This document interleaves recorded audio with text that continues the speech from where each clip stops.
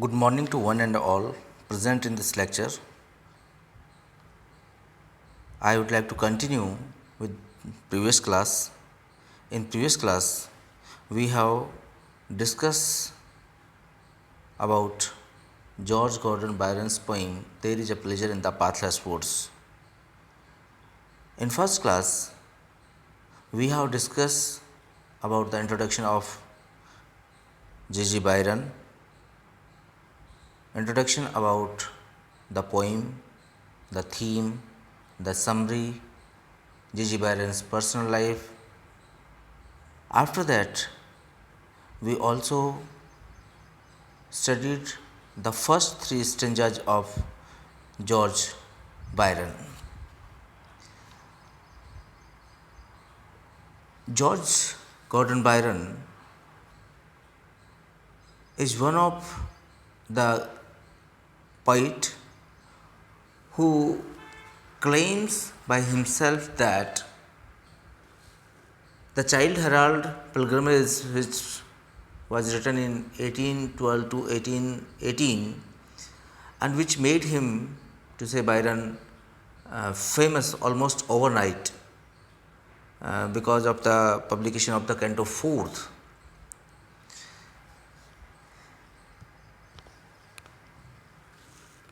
George Gordon Byron has a fascinating image towards nature and the sea. Byron, as a poet of the sea, always smarting under a sense of injury and being obsessed by inferiority complex because of his deformed foot, he was lump. Byron preferred to live in solitude because of his nature. He explained that it is not out of any hatred of the society of man, but is due to his love of nature. He feels that he is more in common with all pervading spirits of God when he is all alone by himself on the land or sea. He addresses the dark blue sea, the Mediterranean Sea, with its roaring and barking waves. The succession of the seas coursing across the vast expanse does not affect it in the last. Men may mark and produce changes, havoc, destruction on the surface of the earth, but cannot or can do no such things on the sea. On the other hand, the sea can wreck man's petty ships, can drown him in the depth. Man cannot mark out and cultivate the sea, for it will dash him up and down with its might.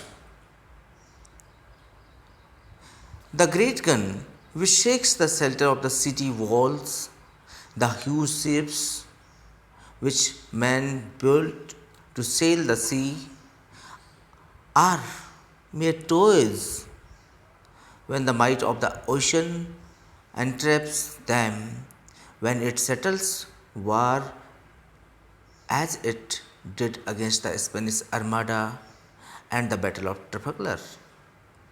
The ocean has witnessed the rise and fall of the great empires such as Assyria, Greece, Rome, Carthage. They have gone, but the ocean remains unchanged. Their strength has vanished, while that of the ocean is unaltered, unalterable. The might of the ocean reveals the power of the God, both in its calm and boisterous, frozen and fluid condition. Great monsters are created in its depth, and all of them are under God. Byron loved the ocean from his very childhood. He loved to lie in, or to say, he loved to lie on the surface of the ocean, and he wanted to be one of the most charioted person who can enjoy the sea, and he wanted to ride the seashores. Now, as I told you, I have given the detailed description about the previous three stanzas. Now, come on the fourth one. The armaments which thunder strikes the wall of rock-built cities, bidding nations quake, and monarchs trembles in their capitals. The oak Leviathan, whose ribs makes their clay creator the vain title take, the Lord of thee and arbiter of war. These are thy toys, and as the snowy flakes, they melt into thy waves, which mar alike Armada's pride or Spanish Trafalgar.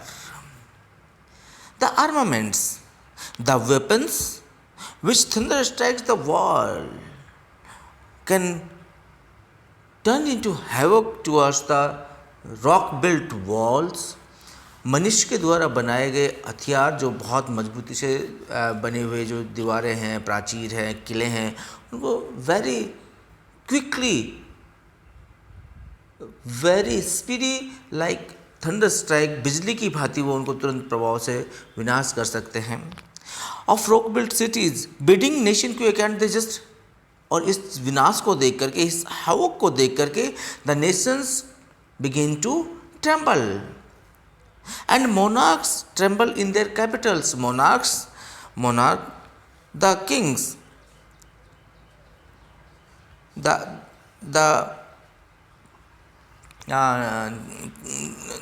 rulers of the city began to tremble to see this havoc. इस विनाश को देख करके वो राष्ट्र जो है कांपने लग जाते हैं. उनके जो जो जो सम्राट हैं, उनके जो किंग एंड क्वींसेस हैं, वो शहरों में आतंकित रहते हैं.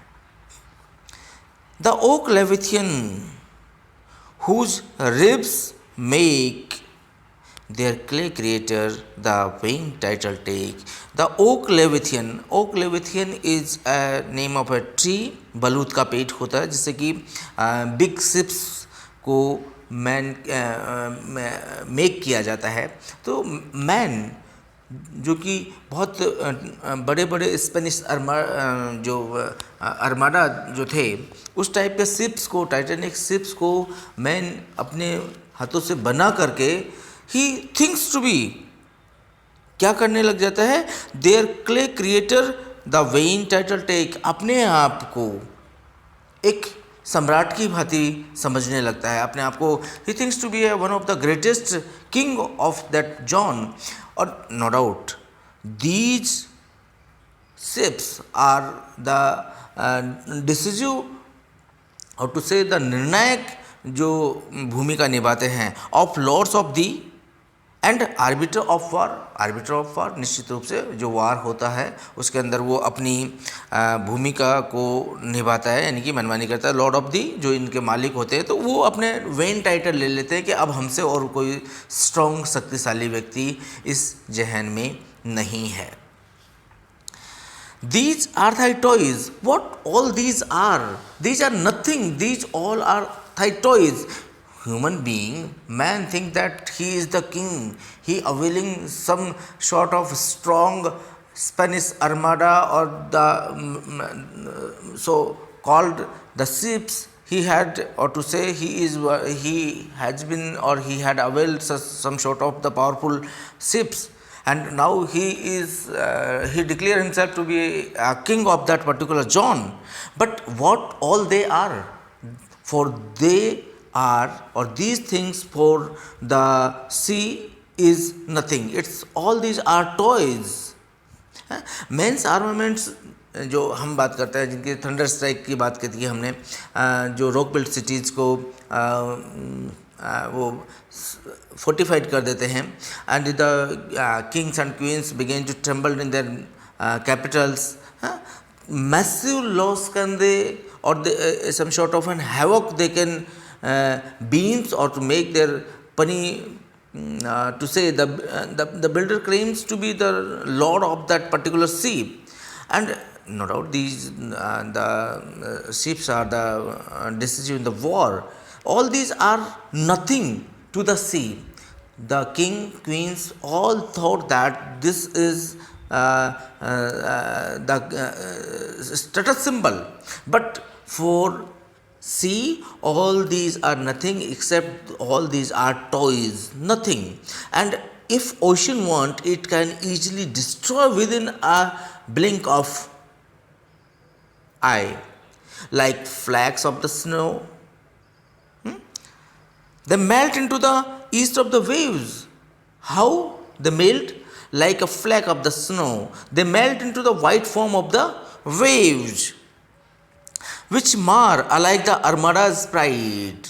And the sea waves can equally well ruin the pride of the Spanish armada, or the issue of the sea battle of the Trafalgar, the spoil of the Trafalgar. The Trafalgar is one of the well-known, to say, battle that was fought between the British under Nelson, the 27 ships, and the French, Spanish fleets under Vengeance of the Cap Trafalgar on October 1805.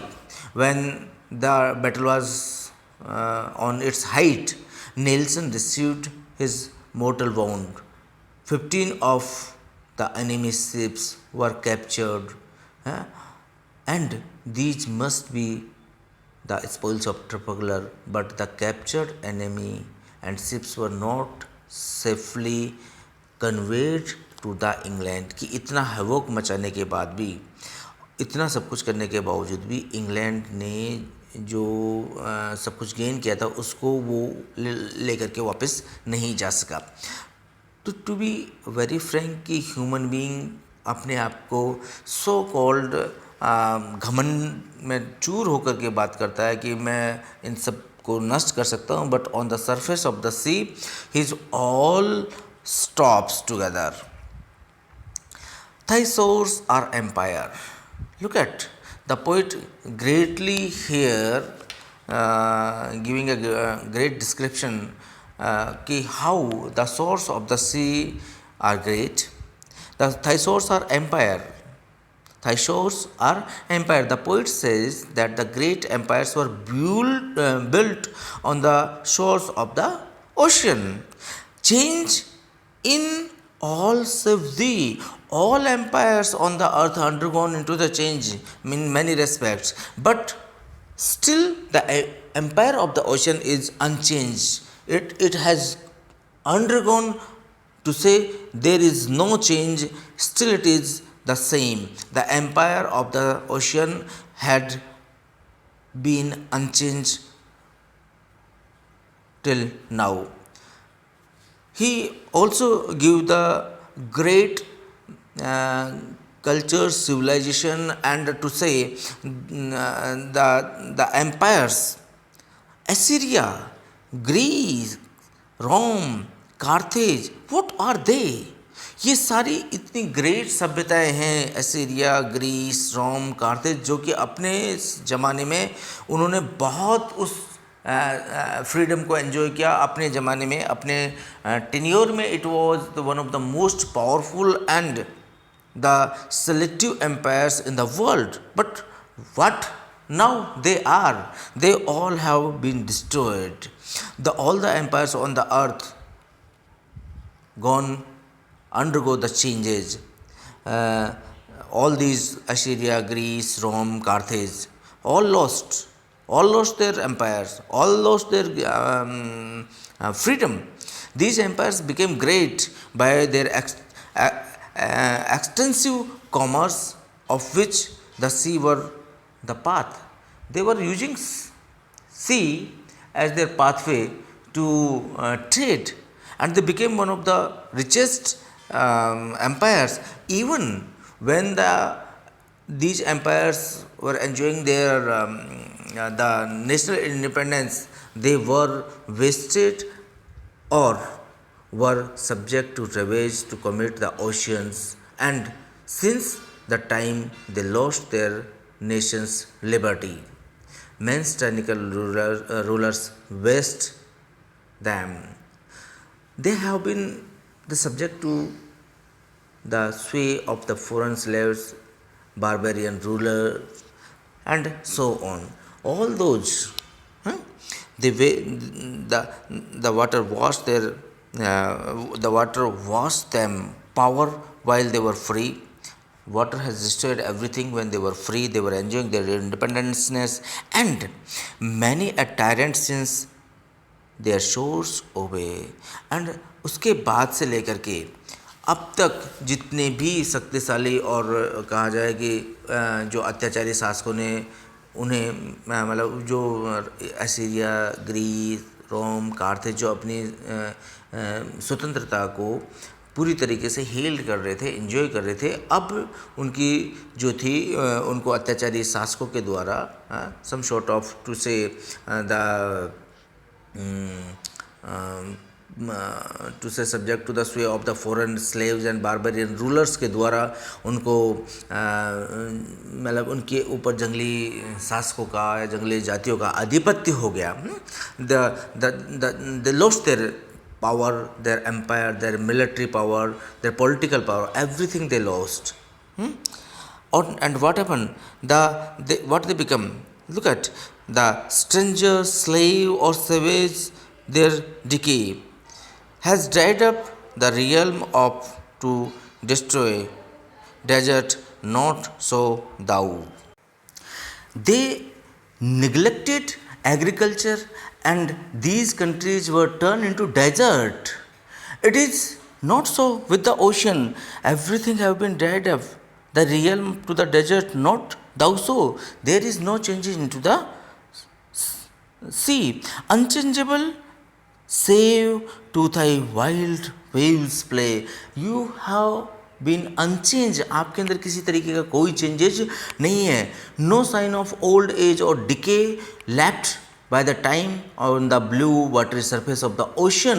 The only change which the ocean is subject in the movement of the unruly waves of to say the rise, sometimes it rise, sometimes they come. Except this change, there is no change in the ocean.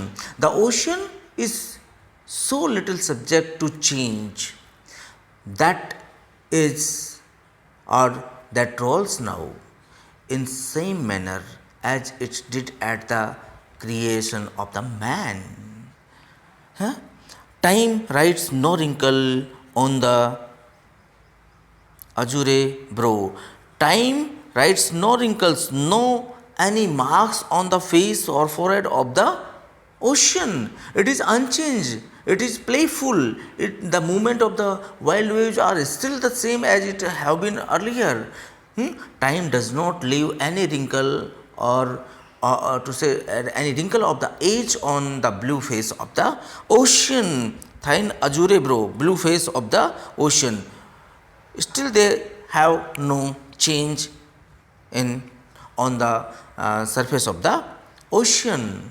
Time does not leave any wrinkle on the blue face. It rolls on just as it did between dawn creation, such as creation dawn beheld the rollest now as you were.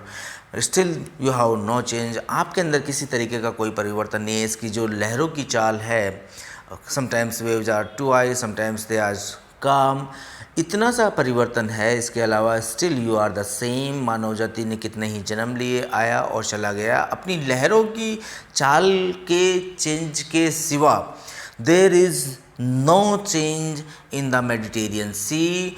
Time writes, or to say time is unable to write the wrinkles on the face of the blue face of the Mediterranean Sea. सृष्टि के beginning से लेकर के right from today still there is no change. Student, I would like to stop this class right now. In next class we will go with the next stanza from the 6th to. Till then, bye bye. Thank you. You listen so patiently. If you have any doubt, query, questions, you can write me, and I will try to give the best solution of it. Thank you for being with me.